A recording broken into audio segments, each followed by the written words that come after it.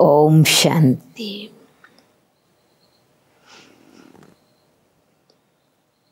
सृष्टि के आदि मध्यंत का ज्ञान देने वाले बाबा ज्ञान का विस्तार समझाकर फिर से सार में स्थित करा देते, टिका देते। सार में शक्ति है।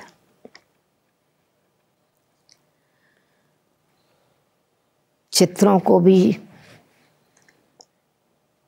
स्टूडेंट जब छोटे हैं, बच्चे हैं, तो चित्रों से पढ़ाना अच्छा लगता है। बाबा कहते अभी तुम मैच्योर हो गए हो, समझदार बन गए हो, अभी चित्रों की जरूरत नहीं। जीवन ही चित्र और चरित्र बन जाए, जिससे अनेक आत्माओं का जीवन ऐसा सुंदर दिव्य दर्शन बन जाए। इसलिए जीवन से जीवन बनाने की आवश्यकता है। तो आज बाबा कह रहे हैं अभी रिटर्न जर्नी है, अब वापस जाना है, इसलिए स्वरूप बन करके जाना है। सार में टिक करके विस्तार का चक्कर लगाया, अभी फिर से बिंदु रूप से आए थे, बिंदु रूप में ही वापस जाना है। 17/7/20 की मुरली है। मीठे बच्चे, तुम्हारी बुद्धि में अभी सारे ज्ञान का सार है, इसलिए तुम्हें चित्रों की दरकार नहीं। तुम बाप को याद करो और दूसरों को कराओ। प्रश्न है, पिछाड़ी के समय तुम बच्चों की बुद्धि में कौन सा ज्ञान रहेगा? उत्तर, उस समय बुद्धि में रहेगा कि अभी हम जाते हैं वापस घर, फिर वहां से चक्कर में आएंगे, फिर धीरे धीरे सीढ़ी उतरेंगे और अंत में फिर बाप आएंगे चढ़ती कला में ले जाने। अभी तुम जानते हो पहले हम सूर्यवंशी थे, फिर चंद्रवंशी बने, फिर ऐसे चक्कर में आते वैश्यवंशी, शूद्रवंशी, फिर अभी ब्राह्मण बने हैं, तो फिर से देवता बनना है ना। इसमें चित्रों की दरकार नहीं है। ओम शांति। बच्चे आत्माभिमानी होकर के बैठे हो,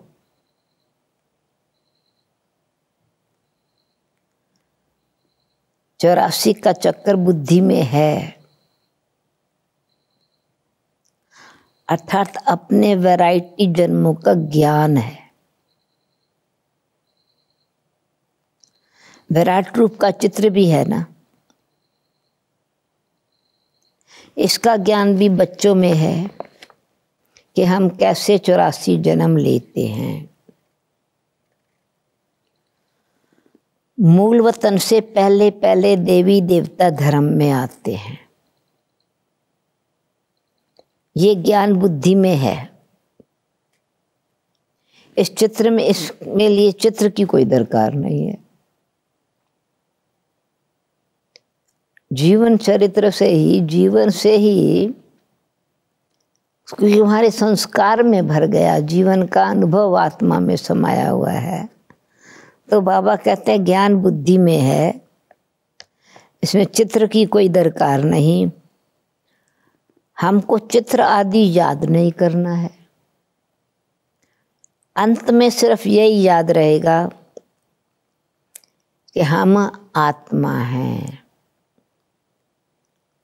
मूल वतन की रहने वाली हैं, यहाँ हमारा पार्ट है, ये भूलना नहीं चाहिए।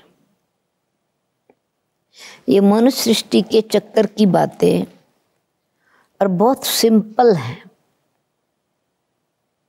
इसमें चित्रों की बिल्कुल दरकार नहीं, क्योंकि ये चित्र है सब भक्ति मार्ग की चीजें। ज्ञान मार्ग में तो है पढ़ाई, पढ़ाई में चित्रों की दरकार नहीं। बाकी जो भक्ति के चित्र हैं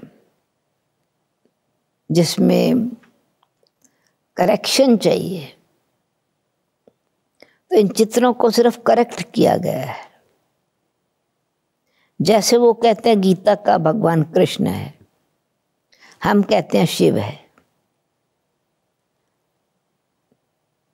गीता में स्वयं भगवान ने कहा, मैं मनुष्य सृष्टि का बीज रूप निराकार अव्यक्त स्वरूप हूं।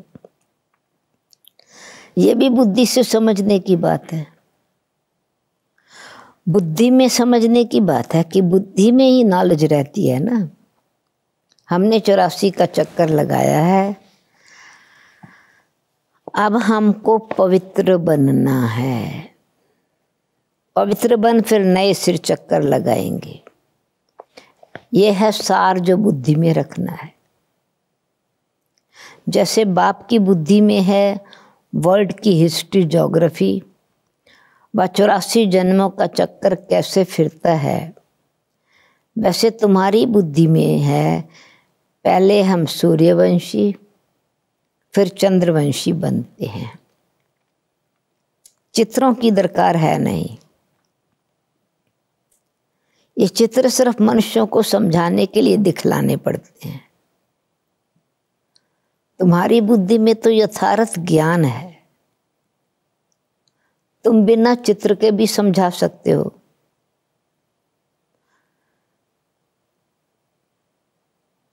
तुम्हारे में, तुम्हारी बुद्धि में है कि हम पहले सूर्यवंशी थे, 84 का चक्कर लगाया। चित्रों द्वारा सहज करके समझाया जाता है। बुद्धि में है हम पहले सूर्यवंशी घराने के थे, फिर चंद्रवंशी घराने के बने। वहां बहुत सुख है जिसको स्वर्ग कहा जाता है। तो ये चित्रों द्वारा समझाते हैं। अंत में तो बुद्धि में ही ज्ञान रहेगा ना, चित्र तो साथ नहीं जाएंगे। अभी हम जाते हैं वापस, फिर चक्कर लगाएंगे। सीढ़ी पर भी समझाया जाता है तो मनुष्यों को सहज समझ में आ जाए। और तुम्हारी बुद्धि में ये है सारा ज्ञान है कि हम कैसे सीढ़ी उतरते हैं। फिर बाप चढ़ती कला में ले जाते हैं। बाप कहते हैं मैं तुमको इन चित्रों का सार समझाता हूं। जैसे ये गोला है, सृष्टि चक्र का चित्र है, उस पर समझा सकते हैं कि ये 5000 वर्ष का चक्कर है। अगर लाखों वर्ष होते तो संख्या यानी आबादी कितनी बढ़ जाती। क्रिश्चियन का दिखाते हैं 2000 वर्ष, इसमें कितने मनुष्य होते हैं, कितनी 2000 साल में भी कितनी पॉपुलेशन बढ़ गई। अगर 5000 वर्ष, अब 5000 वर्ष में कितने मनुष्य होते हैं, ये सारा हिसाब तुम बतलाते हो ना। सतयुग में पवित्र होने के कारण मनुष्य थोड़े होते हैं, पवित्रता का बल है। अभी तो कितने ढेर मनुष्य हैं। लाखों वर्ष की आयु होती तो संख्या भी अनगिनत हो जाए। क्रिश्चियन की भेंट में आदमशुमारी का हिसाब तो निकालते हैं ना। हिंदुओं की आदमशुमारी बहुत कम दिखाते हैं। जो आदि सनातन देवी देवता धर्म की संख्या है, पहले कम, फिर अभी विकार बढ़ते चले गए तो पॉपुलेशन भी बढ़ती चली गई। क्रिश्चियन बहुत बन गए हैं। जो अच्छे समझदार बच्चे हैं बगैर चित्रों के भी समझा सकते हैं। विचार करो, इस समय कितने ढेर मनुष्य हैं,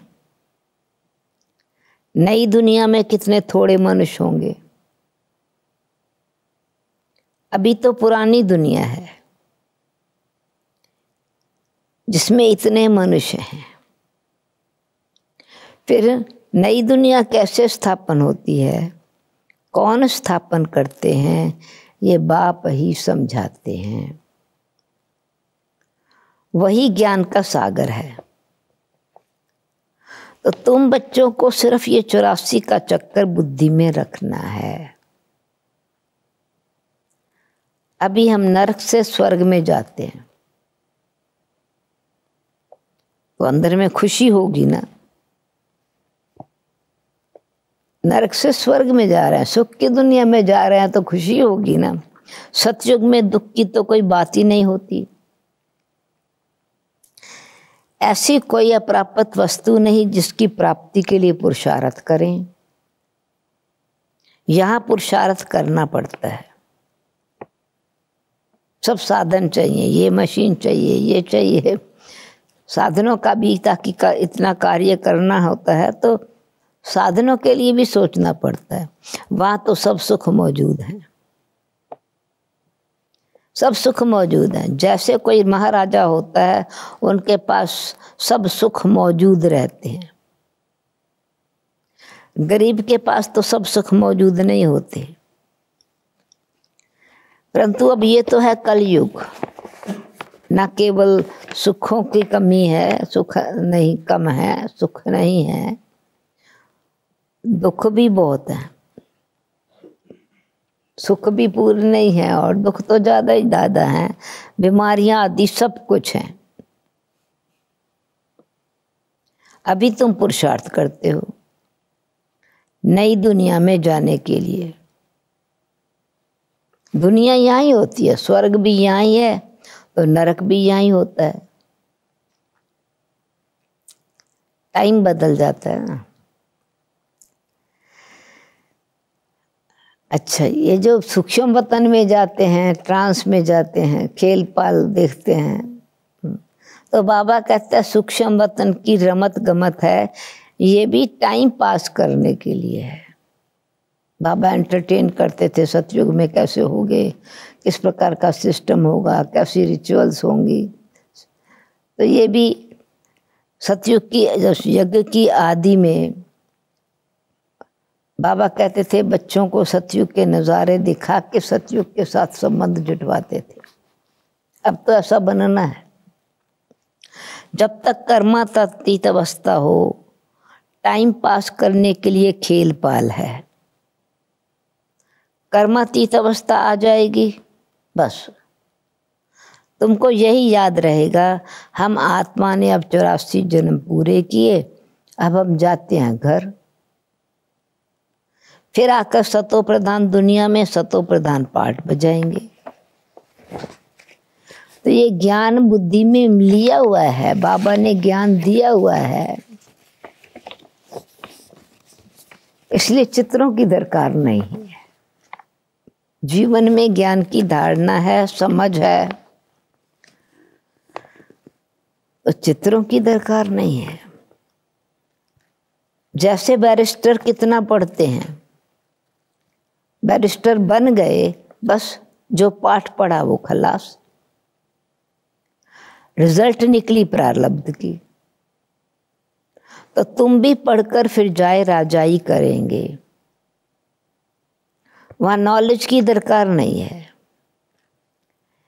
इन चित्रों में भी राइट क्या है, रॉन्ग क्या है, यह भी तुम्हारी बुद्धि में है। बाप बैठ समझाते हैं, लक्ष्मी नारायण कौन है, ये विष्णु क्या है। विष्णु के चित्र में मनुष्य देखते हैं ना, मूंझ जाते हैं। क्या मतलब है, बगैर समझ के पूजा भी जैसे फालतू हो जाती है ना, समझते कुछ नहीं। जैसे विष्णु को नहीं समझते, श्री लक्ष्मी नारायण को भी नहीं समझते, ब्रह्मा विष्णु शंकर को भी नहीं समझते। ब्रह्मा तो यहाँ है, ये पवित्र बन शरीर छोड़ चले जाएंगे, फिर अव्यक्त स्वरूप बन जाएंगे ना। इस पुरानी दुनिया से वैराग है। यहाँ का कर्म बंधन दुख देने वाला है। बाप कहते हैं अपने घर चलो, वहां दुख का नाम निशान नहीं होगा। पहले तुम अपने घर में थे, फिर राजधानी में आए, अब फिर से बाप आए हैं पावन बनाने। तो फिर से राजधानी के लायक बनना है तो पावन बनना होगा ना। इस समय मनुष्यों का खान पान आदि कितना गंदा है, क्या क्या चीजें खाते रहते हैं। वहां देवताएं ऐसी गंदी चीज थोड़े ही खाते हैं। भक्ति मार्ग देखो कैसा है, मनुष्य की भी बलि चढ़ती है, जानवरों की बलि चढ़ाते हैं, मनुष्यों की बलि चढ़ाते हैं, फिर उसको प्रसाद समझते हैं। कितना गंदा खान पान है। फिर भी बाप कहते ये सब ड्रामा बना हुआ है। वैरायटी, ज्ञान और अज्ञान का कॉन्ट्रास्ट। पुरानी दुनिया से फिर नई दुनिया जरूर बननी है। अभी तुम जानते हो हम सतो प्रधान बन रहे हैं। ये तो बुद्धि समझती है ना। इसमें तो चित्र ना हो तो और ही अच्छा है। बाबा ये कहते हैं तुम्हारा जीवन ही ऐसा चित्र है ना, तो फिर चित्रों की आवश्यकता नहीं। चित्र ना हो तो और ही अच्छा है। नहीं तो मनुष्य बहुत ही प्रश्न पूछते हैं। बाबा ने 84 जन्मों का चक्कर समझाया। हम ऐसे सूर्यवंशी थे, फिर सूर्यवंशी से चंद्रवंशी, फिर वैश्यवंशी बनते। भक्ति में किस प्रकार से व्यापार करते परमात्मा से, भक्ति की, उसका फल की इच्छा से, कंडीशन से भक्ति की। इसीलिए ये वैश्य व्यापार है। ऐसे हर वंश, हर उसमें वंश में कितने जन्म लिए, ये बुद्धि में रखना होता है। तो सृष्टि चक्र का ज्ञान तुम्हारी बुद्धि में है। तुम बच्चे सूक्ष्म तन का राज भी समझते हो। ध्यान में सूक्ष्म वतन में जाते हो तो बाबा कहते हैं तुम सूक्ष्म वतन में जाते हो ध्यान में, परंतु ये कोई ऐसा नहीं कि बहुत ऊंचा प्राप्ति की बात है, नहीं। इसमें ना योग है ना ज्ञान है, सिर्फ एक रस्म है। समझाया जाता है कैसे आत्मा को बुलाया जाता है, फिर जब आती है तो रोते हैं, पश्चाताप होता है, हमने बाबा का कहना नहीं माना। तो ये भी कोई बात बच्चों को रियलाइज कराने के लिए, साक्षात्कार कराने के लिए सूक्ष्म वतन से जो आत्माएं लाती हैं, संदेश लेके आती हैं, पढ़ाई का थोड़ा अंश उसमें है, बाकी तो बाबा यहीं पढ़ा रहे हैं ना। इसमें भी बराबर एक प्रैक्टिकल की कहानी है कि कोई आत्मा ने सोचा मैं ये ईश्वरीय सेवा में ये सफल करूँगा, अब नहीं, थोड़ा समय बाद करूँगा। फिर अचानक शरीर छोड़ दिया तो आत्मा आई तो कहा कि मुझे कागज़ दो तो मैं सिग्नेचर करूँ अपने विल करने का। बहुत पश्चाताप किया, रोया मैंने, पर जो करना था उस समय नहीं किया। तो बाबा कहते हैं ये सब बच्चों को समझाने के लिए सीन ड्रामा में बाबा ने अनुभव कराया, ताकि सब समझ जाएं रियलाइजेशन है तो प्रैक्टिकल में करना है। समझाया जाता है कैसे आत्मा को बुलाया जाता है, फिर जब आती है तो रोते हैं, पश्चाताप होता है, हमने बाबा का कहना नहीं माना। तो ये सब है बच्चों को समझाने के लिए कि पुरुषार्थ में लग पड़ें, गफलत ना करें। बच्चे सदा अटेंशन रहे कि हमें अपने टाइम पर सफल करना है, वेस्ट नहीं करना है, नहीं तो माया गफलत करा सकती है। बाबा भी समझाते रहते हैं, बच्चे टाइम वेस्ट ना करो, बहुतों को रास्ता बताने का पुरुषार्थ करो, महादानी बनो, बाप को याद करो तो विकर्म विनाश होंगे। जो भी आते हैं उनको ये समझाओ और 84 का चक्कर बताओ। वर्ल्ड की हिस्ट्री ज्योग्राफी कैसे रिपीट होती है, नटशेल में सारा चक्कर बुद्धि में रहना चाहिए।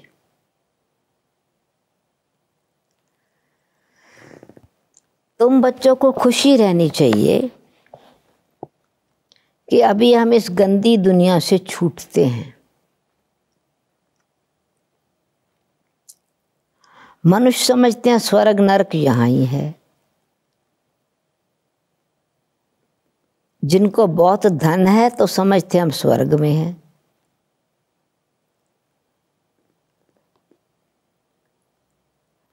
तो अच्छे कर्म किए इसलिए सुख मिला, ये तो अच्छे कर्मों का फल है, बाकी ये नहीं है कि यहाँ स्वर्ग है। अब भी तुम बच्चे अच्छे कर्म करते हो, 21 जन्म के लिए तुम सुख पाते हो। वो तो एक जन्म के लिए समझते हैं कि हम स्वर्ग में हैं, सुख है, धन का सुख है, संबंध का सुख है, समझते हैं स्वर्ग में है। बाप कहते हैं वो अल्पकाल का सुख है, तुम्हारा 21 जन्म का सुख है,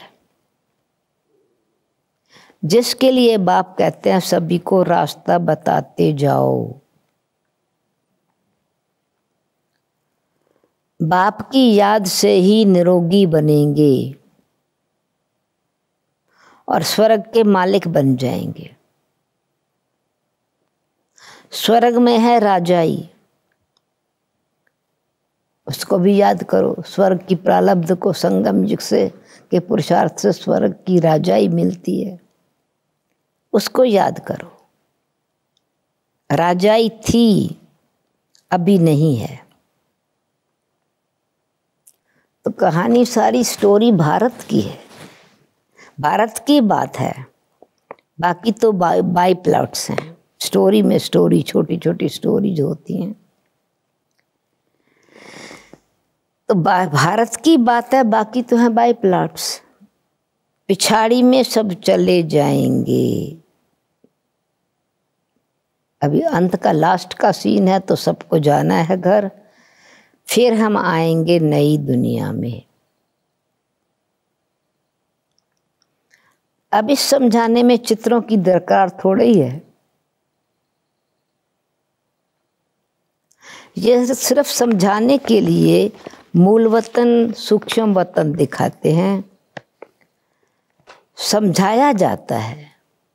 जो चित्र भक्ति मार्ग के बने हुए हैं तो उसी को फिर से उसका असली भाव क्या है ये थोड़ा विस्तार बताने के लिए, समझाने के लिए चित्र यूज करते हैं।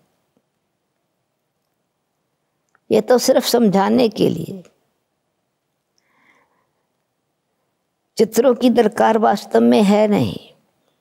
भक्ति मार्ग वालों ने चित्र आदि बनाए हैं, तो हम भी फिर करेक्ट करके हमको बनाने पड़ते हैं ताकि मनुष्यों को राइट समझ में मिले उसका मतलब क्या है।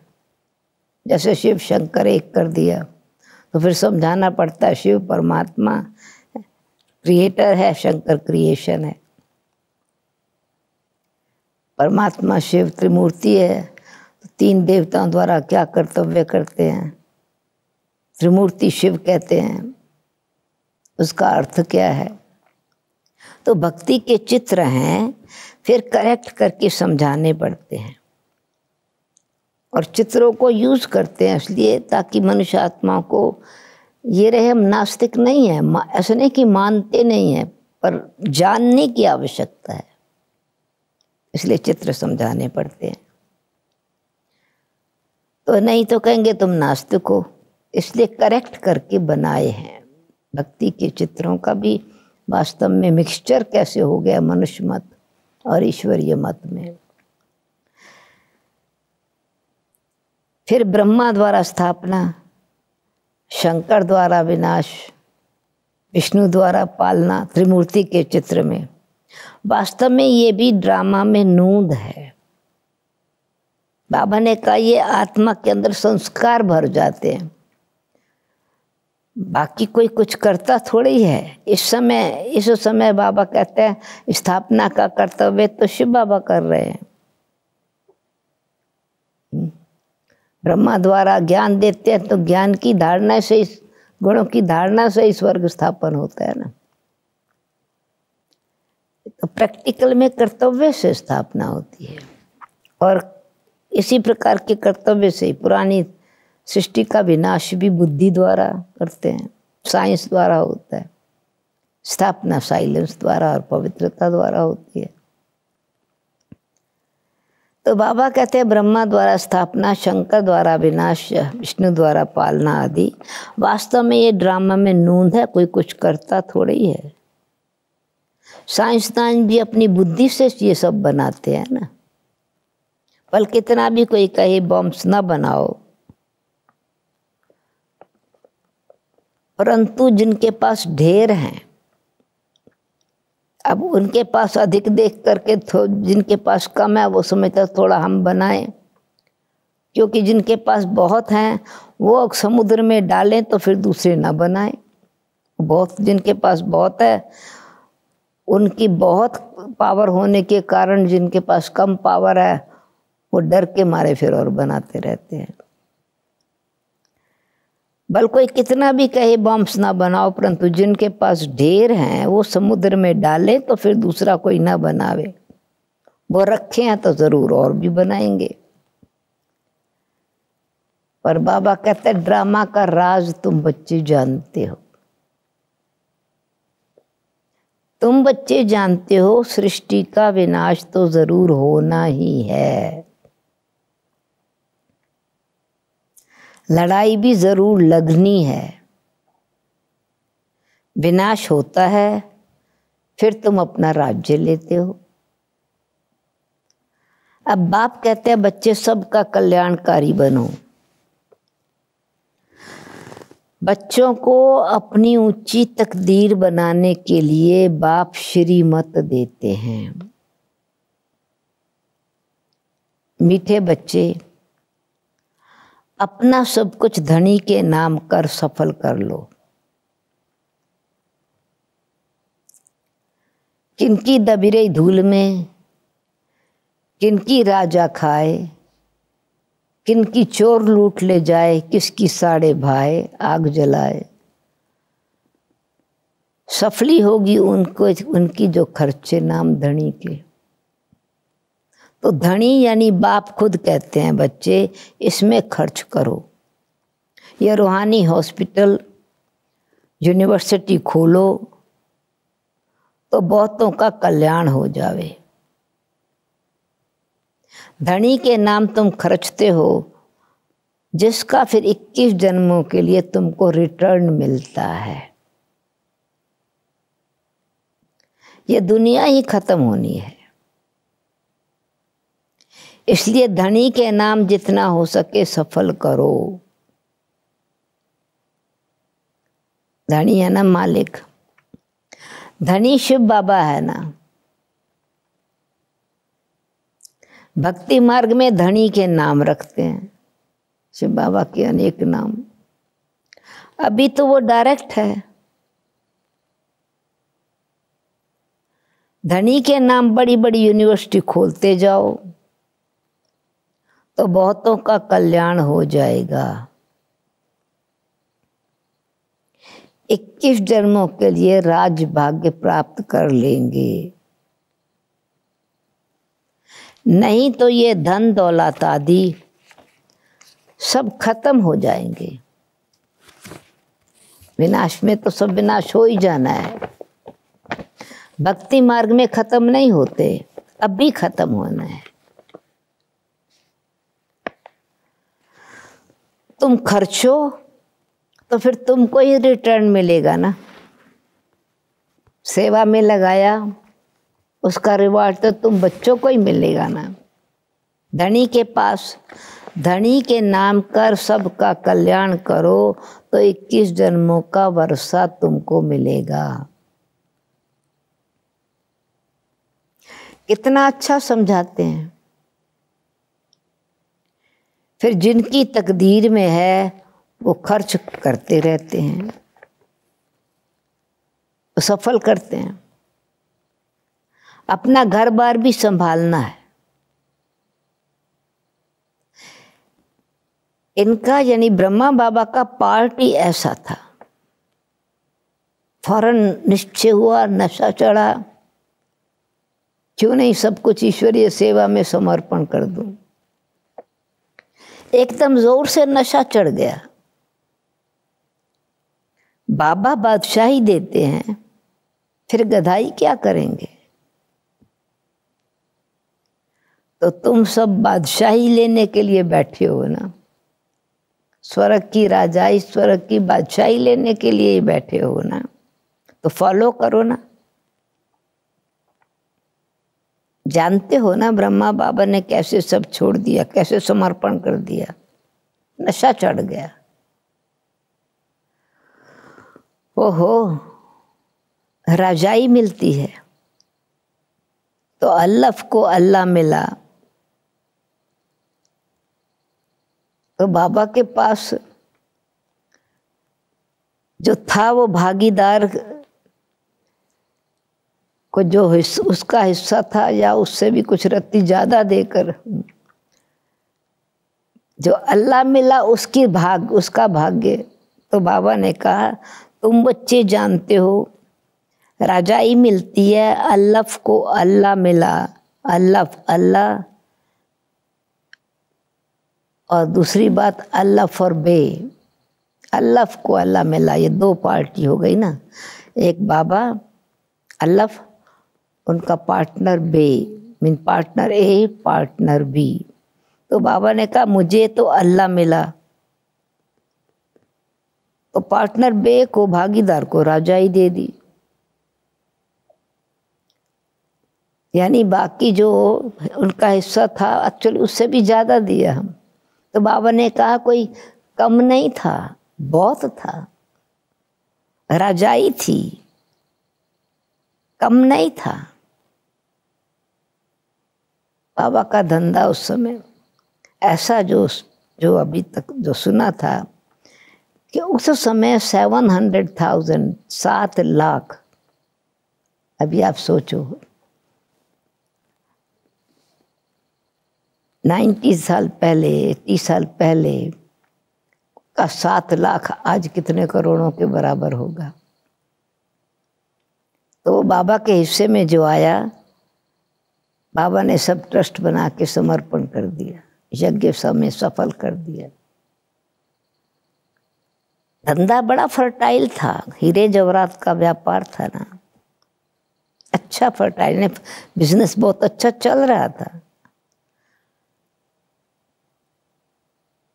तो बाबा कहते हैं बस नशा चढ़ गया, अब तुमको भी राजाई मिल रही है तो बहुतों का कल्याण करो।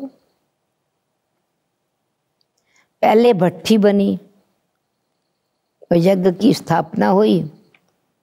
कई बाबा के बच्चे उसमें पक्के हुए हो गए, कई पक करके तैयार हो गए, कोई कच्चे रह गए। तो बाबा ने कहा ये भी कोई पक्के एकदम सच्चे बन गए, कोई अपने उस सच्चाई को नहीं पालन किया तो कच्चे रहे ना, कमजोर हो गए। तो बाबा ने कहा, मिसाल दिया, पहले भट्ठी बनी, फिर कोई पककर तैयार हो गए, कोई कच्चे रह गए। गवर्नमेंट नोट बनाती है, फिर ठीक नहीं बनते तो गवर्नमेंट को जला देने पड़ते हैं। आगे तो चांदी के रुपए चलते थे, सोना और चांदी बहुत था। अभी तो क्या हो रहा है, क्या रहा है? कोई की राजा खा जाते, कोई की डाकू खा जाते। डाके भी देखो कितने लगते हैं। फैमिन भी होगा, अकाल भी पड़ेगा। यह है रावण राज। राम राज सतयुग को कहा जाता है। तो बाप कहते हैं तुमको इतना ऊंचा बनाया, फिर कंगाल कैसे बने? सृष्टि चक्र का ज्ञान बाबा देते हैं तो कैसे भक्ति करते, भिखारी बनते पुजारी बने, धीरे धीरे भिखारी बन गए। अब तुम बच्चों को इतनी नॉलेज मिली है तो कितनी खुशी होनी चाहिए। दिन प्रतिदिन खुशी बढ़ती जाएगी। जितनी यात्रा पर नजदीक होंगे उतनी खुशी होगी। डेस्टिनेशन के नजदीक पहुंचते जाएंगे तो खुशी होती है ना। तुम जानते हो, शांति धाम सुख धाम सामने खड़ा है। वैकुंठ के झाड़ दिखाई पड़ रहे हैं, बस अब पहुंचे कि पहुंचे। अच्छा, पहुंचे कि पहुंचे। ब्रह्मा बाबा को तो सामने नजारे स्वर्ग के नजर आते थे, अपना भविष्य का साक्षात्कार होता था। कल मैं ये विष्णु बनूंगा, अपने स्वरूप का भी साक्षात्कार होता था, घर का भी साक्षात्कार, और बाबा के स्वरूप से भविष्य का साक्षात्कार होता था।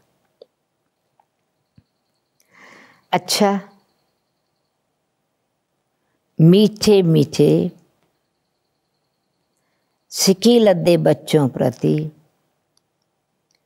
माता पिता बाप दादा का याद प्यार और गुड मॉर्निंग। रूहानी बाप की रूहानी बच्चों को नमस्ते। हम रूहानी बच्चों की रूहानी बाप दादा को याद प्यार गुड मॉर्निंग और नमस्ते नमस्ते। धारणा के लिए मुख्य सार, अपना टाइम सफल करने के लिए अटेंशन रखना है। माया गफलत न करा सके, इसके लिए महादानी बन बहुतों को रास्ता बताने में बिजी रहना है। सेकंड पॉइंट, अपनी ऊंची तकदीर बनाने के लिए धनी के नाम पर सब कुछ सफल करना है। रूहानी यूनिवर्सिटी खोलनी है। वरदान, कड़े नियम और दृढ़ संकल्प द्वारा अलबेलेपन को समाप्त करने वाले ब्रह्मा बाप समान अथक भव। जो ईश्वरीय नियम हैं, मर्यादाएं हैं, तो कड़े नियम और दृढ़ संकल्प द्वारा नियमों की पालना, मर्यादा की पालना, दृढ़ संकल्प द्वारा पालन करने, अलबेलेपन को समाप्त करने वाले ब्रह्मा बाप समान अथक भव।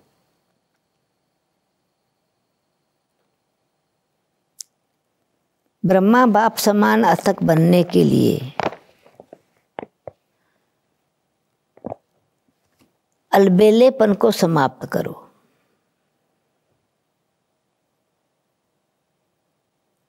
इसके लिए कड़ा नियमी स्ट्रिक्टनेस से, डिटर्मिनेशन से, निश्चय से, समर्पण भाव से, कोई भी चीज़ होती है ना, एकदम कड़े रूप से, पूरी स्ट्रेंथ से, डिटर्मिनेशन से, हिम्मत से, दृढ़ता से। तो ब्रह्मा बाप समान अथक बनने के लिए अलबेलेपन को समाप्त करो।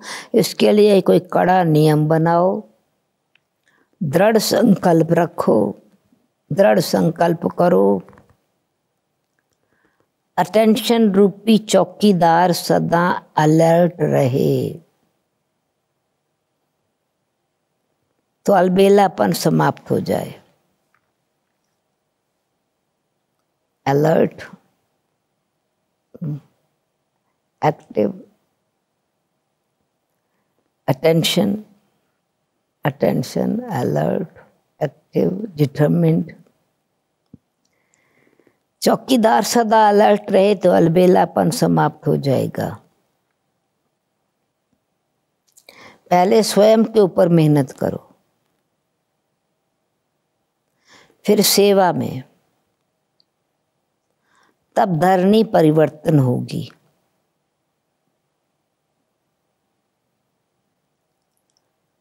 अभी सिर्फ ये थॉट, सिर्फ कर लेंगे, हो जाएगा, ये ढीला संकल्प है ना। कर लेंगे, हो जाएगा, इस आराम के संकल्पों के डनलप को छोड़ो। डनलप का तकिया बोलते थे ना, सॉफ्ट, दृढ़ता रखो अपने में। आराम के संकल्पों के डनलप को छोड़ो, करना ही है। ये स्लोगन मस्तक में याद रहे तो परिवर्तन हो जाएगा। स्लोगन है, समर्थ बोल की निशानी है जिस बोल में आत्मिक भाव और शुभ भावना हो। जिस बोल में आत्मिक भाव और शुभ भावना है, वो बोल समर्थ है, सक्सेसफुल होता है, शक्तिशाली होता है। ओम शांति।